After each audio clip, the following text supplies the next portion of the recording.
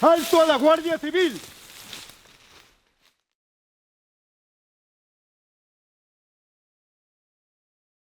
Antes a xente estaba escondida porque tiña medo, e gracias aos veciños que lle axudaban para que non saliran porque tiñan moito medo a salir, que se foran descobertos. En Iglesia Fita había un. Viñérase por non ir á guerra, veuse de Ferrol para a casa. E botou uns anos na casa. E tiñano no palleiro de día. Pois se viña alguén, ele estaba no palleiro. Ou estaba no faiado, metido nunha hucha. Xa nada.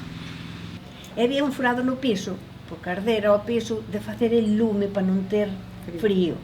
E había un furado que daba en baixo, entón dabanlle caramelos a él para que lles dera a nena. A nena non podía ver, non vía.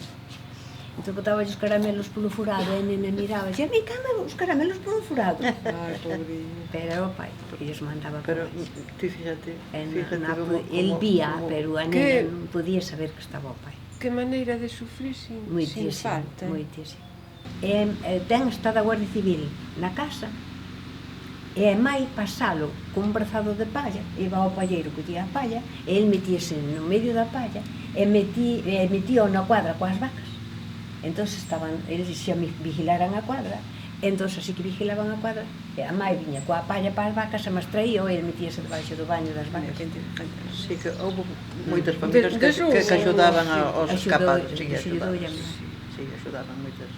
Era porque non querían ir á guerra. Non quería. El foise para Ferrol, foralle mellor ir á guerra, que despois morreu de tuberculosis na casa e non podían enterrar, porque, claro, non se sabía onde estaba. Estaba na casa. Pero os veciños sabían que era veciño mesmo do meu home. E un irmão maior do meu home un día estaba lindando as vacas presas debaixo da casa, e as casas están pegadas. E des que chegou á casa e dixelles, e dicían que José, o de Vilarbello, José de Vilarbello, que non sabían del, estaba hoxe na ventana mirando para fora. Era verdade. Pero o meu sogro, para que non descubrira o cativo, era un chaval, colleu, deulle unha pasada e dixo, non se di que é mentira, para que el se concienciara que era mentira, e non dixera, porque os veciños sabían que estaba na casa, pero estaban caladiños aí como apetos. Pois eran vos vecinos. Sí. A mãe pasaba así, coa palla. Eu tiña unha tía que entraba naquela casa como se fora a casa dela. Un día encontrou con el nun pasillo. E ela entrou, sin chamar, e iba a coser, porque ali tiña máquina de coser, e a miña tía non sei por que iba para ali. E chegou a casa e dixo, se me mandaron xurar que tropecei con José de Vilarbello. Xuraría, pero non, porque non está na casa. E nadie lle explicou, ela quedou que listo. E tropezara con el. O sogro pegoulle ao pequeno para que non dixera que o vira. Como enterrar?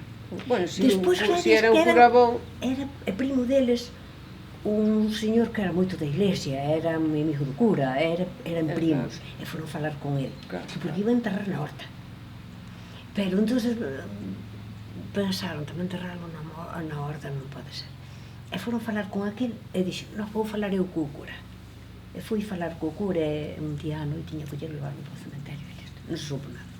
Sí, enterrarnos entre todos. Siendo un cura bueno. Sí. Aquí en Lamas había un cura bon, que quero dicir que axudaba a todas esas, que había algunha xuntaza aí en Riboira. Don Vicente era bueno para eso. Bueno, aquí en Lamas mataron un chaval, contaba o Marujá de Prospas. Cando unha vez está contado, está grabado e todo. Sí. E se ve que ese rapaz escapou por non ir á guerra, escapou para as montañas, aló para a vaqueira, por aló. E unha noite, un día veu á casa e souperon, debían estar controlando, ou había un chivato que dixo que estaba na casa. Foi un chivato. E presentouse a Guardia Civil e fusilou-no diante a casa, diante os pais e diante a familia.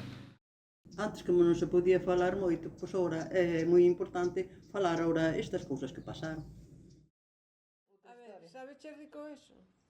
A ver, muller, botoche un pouco de leite. No, o que sei que vai. Sí, no, es porque pasamos a tarde ben. esta frase. As magdalenas saben ben, Y el ciego lo miraba con disimulo.